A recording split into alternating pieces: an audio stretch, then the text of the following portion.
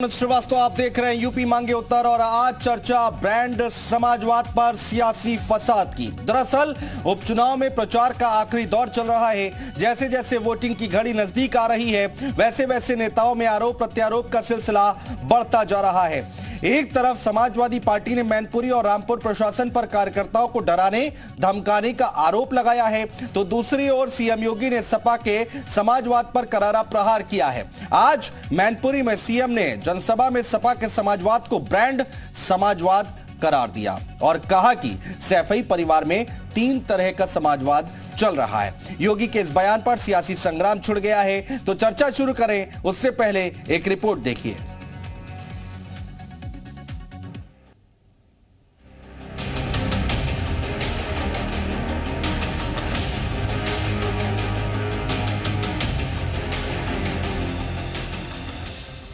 CM योगी शुक्रवार को मुरादाबाद, रामपुर और मैनपुरी के दौरे पर रहे। मुरादाबाद में सीएम योगी ने प्रबुद्ध वर्ग के सम्मेलन को संबोधित किया। उन्होंने यहां 424 करोड़ की 30 विकास परियोजनाओं का लोकार्पण और शिलान्यास किया। सीएम योगी ने कहा, आज प्रदेश में सुरक्षा का बेहतर वातावरण है। आज महिलाएं खुद को सुरक्षित महसूस कर रही हैं। यूपी में बहू बेटियां अब सुरक्षित हैं। उधर विरोधियों को अपराध का राज पसंद है। अकेले मुरादाबाद नगर के अंदर आज नगरीय जीवन से जुड़े 424 करोड़ रुपए की इन परियोजनाओं का लोकार्पण और शिलान्यास इसका एक उदाहरण है, जिसमें ICCC integrated command and control centre, जो न केवल ITMS को, इंटीग्रेटेड ट्रैफिक मैनेजमेंट सिस्टम को, बल्कि इसे सेफ सिटी के रूप में भी बदलने का कार्य कर रहा है। मुरादाबाद के बाद सीएम रामपुर पहुंचे। उपचुनाव से 2 दिन पहले आजम खां के गढ़ में सीएम ने विरोधियों पर तीखा हमला बोला। उन्होंने कहा कि कुछ लोगों ने रामपुर की पहचान को खत्म कर दिया था। कि जो समाजवादी पार्टी के एक नेता लगातार आपके बीच में आकर के कह रहे हैं कि उनके साथ अन्याय हुआ है, मुझे लगता है इससे ज्यादा गुमराह करने वाला दूसरा वक्तव्य हो ही नहीं सकता। व्यक्ति के कारनामे उसको उसके कार्यों की सजा देती है। जिसने जो किया होगा वह फल भी भोगेगा। रामपुर के बाद सीएम का सियासी रथ सपा के गढ़ मैनपुरी पहुंचा। सीएम ने पूरे यादव कुनबे पर सियासी तीर छोड़े। जितना पुराना भारत के अंदर मानव समाज और सभ्यता का है, लेकिन उसको झुठला करके उस पहचान के साथ अपने आप को जोड़ने की बजाय ये दिखाने का प्रयास करना कि मैनपुरी का इतिहास तो केवल सैफई खानदान के साथ है। भाइयों बहनों, ये सच्चाई को वास्तव में धूल दिखाने जैसा है।